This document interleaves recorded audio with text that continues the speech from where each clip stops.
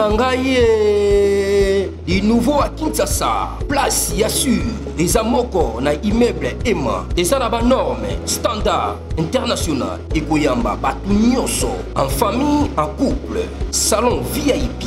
Et salle à manger, salle de bain confort et magistrale et des chambres à coucher, cuisine Kafou. Sécurité, ils ont assuré. Connexion internet illimitée, Facebook, TikTok, WhatsApp.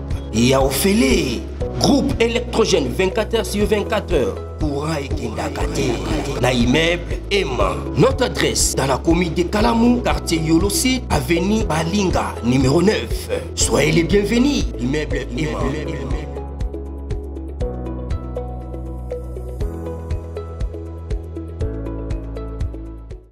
Bandeko balandi ya magazine d'actualité Christian chez vous bisikanoso bozuli baku ya kolanda biso mokolo ya lelo. Nous sommes aujourd'hui mercredi le 11 juin 2025. Bienvenue à ce nouveau numéro. À son tour, après les ISA, les Royaumes-Unis abandonnent définitivement Paul Kagame. Donc le Royaume-Uni vient de tourner la page Kagame. L'empire du mensonge vient de s'effondrer. Le 9 juin 2025, le Royaume-Uni a marqué un tournant décisif en condamnant publiquement le soutien de Paul Kagame au groupe terroriste M23 en République démocratique du Congo. Lors du table ronde historique au Parlement britannique présidé par M.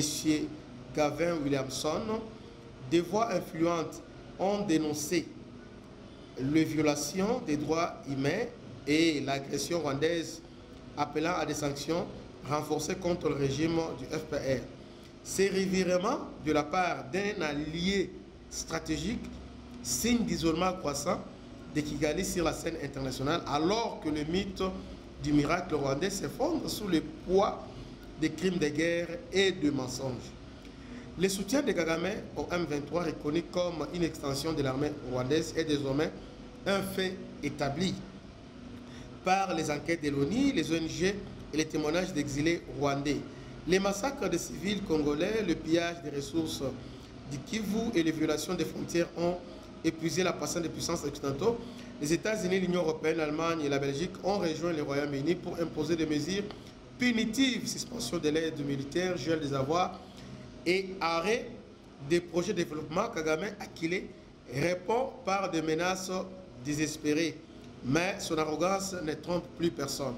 La rupture diplomatique du Rwanda avec les partenaires clés comme la Belgique et la communauté économique de l'État de l'Afrique centrale illustre une fuite en avant suicidaire. En isolant Kagame, expose son pays à un effondrement économique, chute des investissements, suspension de l'aide et fragilisation des secteurs vitaux comme la santé et l'éducation. Les cadres du RDF militaire et technocrates sont face à un choix crucial. Continuer à soutenir un régime en perdition ou se dissocier avant que l'histoire ne le juge complice des crimes de leurs leaders. La RDC, sous la présidence de Fachi, gagne du terrain sur le plan diplomatique en collaborant avec Londres et en mobilisant les ambassadeurs à Kinshasa. Les ambassadeurs Kinshasa s'imposent comme un acteur respecté, déférant sa souveraineté avec détermination. La table ronde britannique avec la participation des hauts responsables comme Tiffany Sadler et l'ambassadeur congolais Ndolamba consacre cette légitimité. La RDC n'est plus une victime passive, mais une nation debout, soutenue par une communauté internationale de plus en plus unie contre l'agression. À l'intérieur du Rwanda, de vernis du culte de Kagame commence à craquer. La jeunesse connectée est informée, questionne les guerres menées à l'étranger et la misère intérieure. Deux figures comme Victoire Angabiri incarnent une alternative courageuse malgré la répression. Le FPR réduit à une organisation au service d'un seul homme, perd sa crédibilité morale et politique. Les sanctions internationales et les révélations sur les crimes de guerre accentuent la pression sur les cadres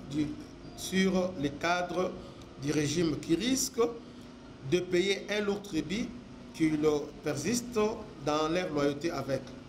Ces moments marquent un basculement historique pour la région des Grands Lacs. La chute des Gagamais, désormais inéluctable, ouvre la voie à une possible réconciliation, mais à condition que la justice soit rendue. Le peuple rwandais mérite un avenir libéré de l'autoritarisme,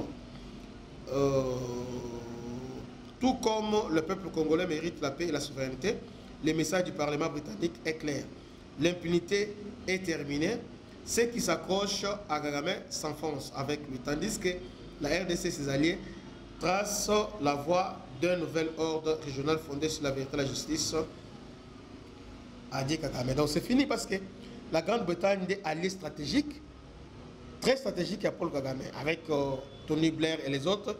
C'est eux qui ont amené Kagame au pouvoir, leur soutien, qui ont favorisé, bon, appui nabango diplomatique dans le monde, c'était ces gens-là. Mais aujourd'hui, la Grande-Bretagne a lobby, j'en ai marre. Alors, je lis encore l'éditorial britannique à lobby. Le président rwandais Paul Kagame fait actuellement face à plusieurs défis politiques, économiques, non.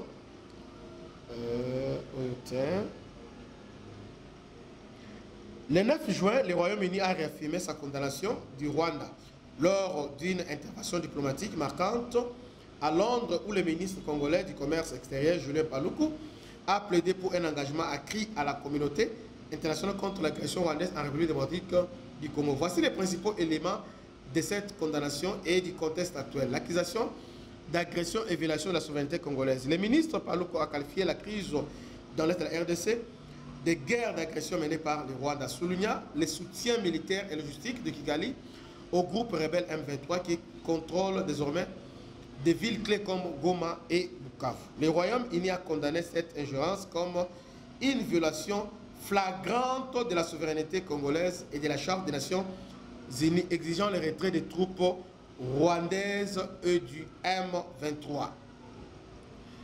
Sanctions britanniques et pression diplomatique. Suspension de l'aide financière bilatérale, sauf pour des programmes humanitaires essentiels. Arrêt de la coopération militaire, y compris la formation des forces rwandaises et la révision des exportations d'armes. Limitation des échanges. Limitation des échanges diplomatiques de haut niveau. Non-participation aux événements officiels rwandais. Coordination internationale, le Royaume-Uni appelle à des sanctions ciblées contre les responsables militaires rwandais et les réseaux d'exploitation illégale de minerais congolais. Crise humanitaire, près de 3 millions de déplacés et des milliers de morts dans l'Est de la RDC avec les routes humanitaires bloquées par les combats. Résolution 2773 de l'ONU, votée en février, exige le retrait du Rwanda et du M23, mais reste ignoré par Kigali, selon Paluku. Réaction du Rwanda. Kigali rejette les accusations de la Grande-Bretagne, invoquant des préoccupations sécuritaires, présence du FDLR, et dénonce un parti pris du Royaume-Uni. Oh au Rwanda, le Royaume-Uni a un parti pris. Donc finalement, CAC, parti pris. Belgique, parti pris. Maintenant, Royaume-Uni, parti pris. Du Royaume-Uni. Le Rwanda regrette les sanctions et les jugeant contre-productifs pour une résolution politique du conflit. La RDC accuse le Rwanda de piller ses ressources. Bon, là on comprend. Le 9 juin 2020, une escalade de tensions entre le Royaume-Uni et le Rwanda avec une condamnation claire de l'implication de Kigali en RDC. Cependant, malgré les sanctions et les appels au dialogue, la situation reste bloquée avec divergences stratégiques comme acteurs internationaux. La crise humanitaire et la lutte, tout ça, Owana, vous connaissez ça déjà. Donc, en fait, il y a quelques temps seulement, écoulement, il y a empire du mensonge. Donc, le Rwanda, allié stratégique de Bango, Grande-Bretagne, à Bendani. Donc, à Bendani, Parlement britannique va exiger des sanctions ciblées contre les hauts responsables rwandais ainsi que les généraux rwandais. Voilà. Donc, que Dieu vous bénisse. C'était votre humble serviteur, le bishop Christian. À la prochaine. Ciao.